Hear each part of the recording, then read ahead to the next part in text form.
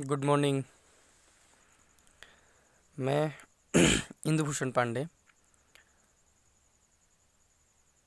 MPS family की तरफ से आपसे निवेदन करता हूं कि इस कोरोना के समय में आप अपने घर पे रहें। आप अपने परिवार के साथ, अपने सरकार के साथ, अपने पुलिस के साथ और अपने डॉक्टर्स के साथ उनका कदम से कदम मिलाकर सहयोग करें और अपने घर पे रहें। हम हर समय पूर्णतः कोशिश कर रहे हैं कि आपको आपके पढ़ाई में किसी भी प्रकार की कोई बाधा न आए, इसलिए आप घर पे रहें। आप सेफ रहेंगे तभी हम आपको अच्छे से पढ़ा पाएंगे। तो be safe, stay at home. So let's start with topic federalism.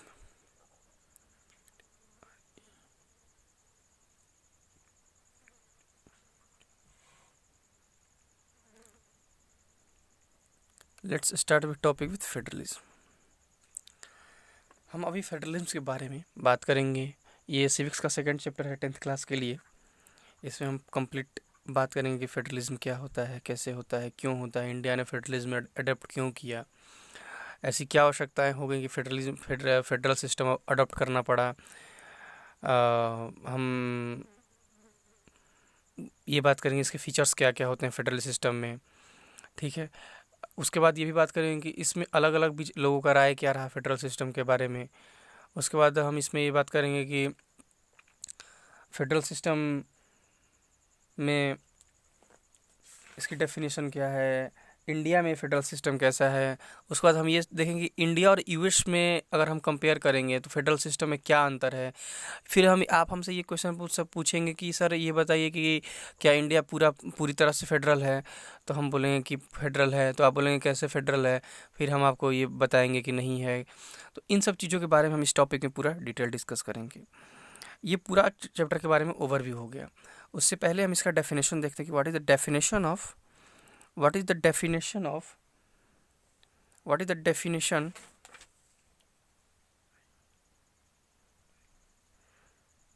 what is the definition of federal system, what is federalism। तो कहा जाता है कि it is a system it is a system of government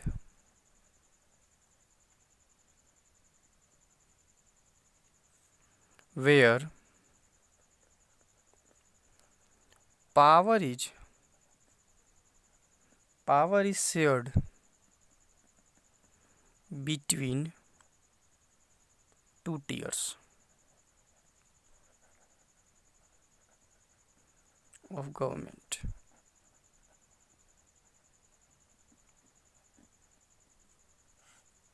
इसका क्या मतलब है, इस पे एकदम कंप्लीट सोचिए, ध्यान से सुनिए और नोट्स जरूर बनाइएगा।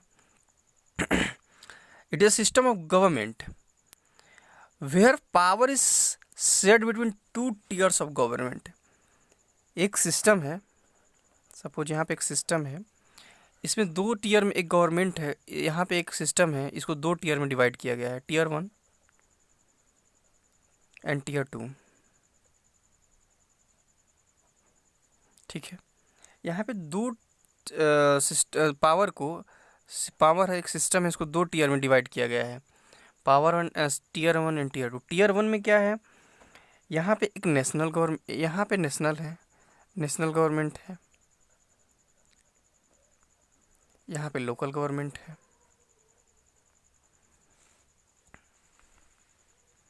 यहाँ पे लोकल गवर्नमेंट है। लोकल गवर्नमेंट को हम स्टेट गवर्नमेंट बोलते हैं। जैसे बिहार सरकार, उत्तर प्रदेश सरकार, मध्य प्रदेश सरकार, जितनी भी हमारे राज्य हैं उतनी सरकारों को हम स्टेट गवर्नमेंट के अंदर ले आएंगे। नेशनल गवर्नमेंट में जैसे हमारे मोदी जी की सरकार अभी है, मतलब जो केंद्र में सरकार है, सेंटर में जो सरकार है। ठीक है। उसके बाद इसके एक दो पॉइंट और देखें कि इसमें होता क्या है। अगर आप एक क्वेश्चन मुझसे पूछ सकते हैं कि सर इस जो पावर डिवाइड हुआ है, इसका एक अगर एग्जैक्ट नाम दे तो क्या नाम होगा, एक टर्म अगर दे तो क्या इस टर्म को क्या बोल सकते हैं। तो इस टर्म को डुअल पॉलिटी बोला जाता है, where system is divided in two parts, इसको डुअल पॉलिटी बोला जाता है। उसके बाद इसमें एक दो पॉइंट और है कि on the regional level and the other at the national level. जैसे मैंने कहा कि ये क्या हो गया, ये नेशनल लेवल पे एक हो गया, और ये क्या हो गया, एक रीजनल लेवल पे हो गया। जैसे हमारे स्टेट के हिसाब से एक गवर्नमेंट का स्थापना हुआ जो नेशनल लेवल पे हो गया, और एक रीजनल लेवल पे, दो लेवल पे डिवाइड हो गया। आप ये पूछेंगे कि सर पावर शेयर होता कैसे है, आपके मन में क्वेश्चन आ रहा है पावर शेयर होता है, किस आधार पे होता है पावर शेयरिंग फेडरल सिस्टम में? ऐसे ही पावर शेयरिंग हो जाएगा या कोई एक आधार होगा पावर शेयरिंग का? तो हम बोलेंगे है ना, हमारा कॉन्स्टिट्यूशन, हमारा संविधान है, हमारा संविधान है पावर शेयरिंग के लिए, हमारा रिटन कॉन्स्टिट्यूशन है, जहाँ पे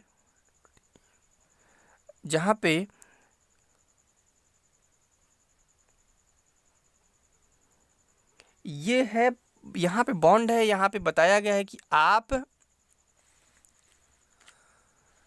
आपको जो पावर दिया जा रहा है वो उसका आप कितना अधिकार, किस तरह से उसका उपयोग करेंगे, कैसे उपयोग करेंगे, आप यहाँ पे अपनी मनमर्जी नहीं कर सकते हैं।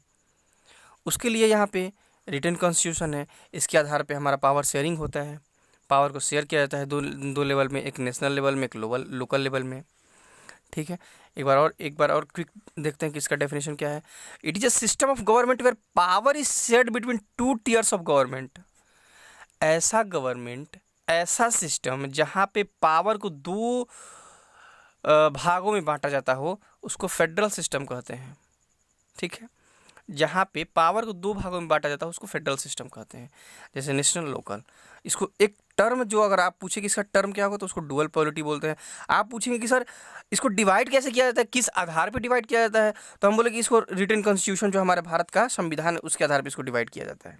ठीक, अच्छा, उसके बाद ये तो एक बेसिक डेफिनेशन हो गया जो हर जगह है। उसके बाद एक बहुत अच्छे राजनीति शास्त्रकार हैं जो पॉलिटी के बहुत अच्छे ज्ञाता माने जाते हैं। उनके अनुसार उनका नाम है K C Wheare, professor K C Wheare. According to professor K C where,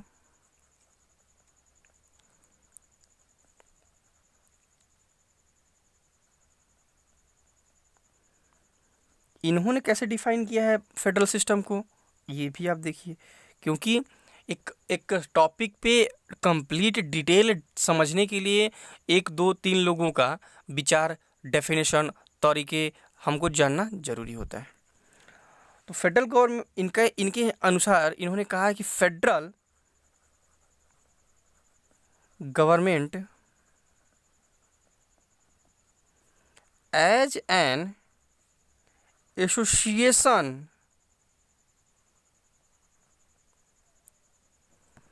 association of states which has been formed for certain common purpose, but in which the member states retain a large measure of their original independence.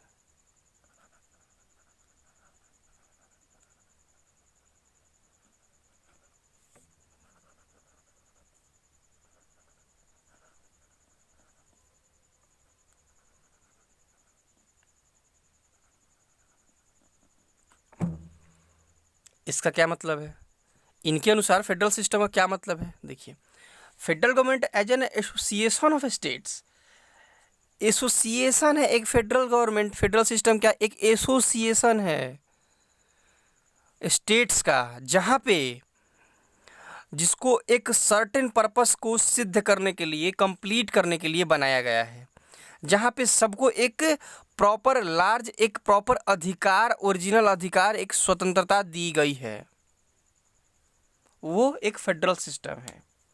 ठीक है। उसके बाद हम ये सोचेंगे, आप मुझसे ये पूछेंगे कि आप ये बार बार बोल रहे हैं कि फेडरल है, फेडरल फेडरल फेडरल, आप ये बताइए कि भारत कैसे फेडरल है।